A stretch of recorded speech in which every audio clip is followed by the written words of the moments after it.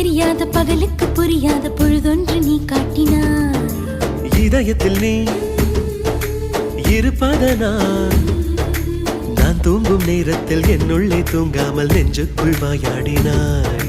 கண்ணாடி நீ கடிகாரம் நான் உன்னுள்ளே ஓடோடி வாழ்வே. காதல் எனும் கடுதாசி நீ என்றென்றும் அன்புடன் நான்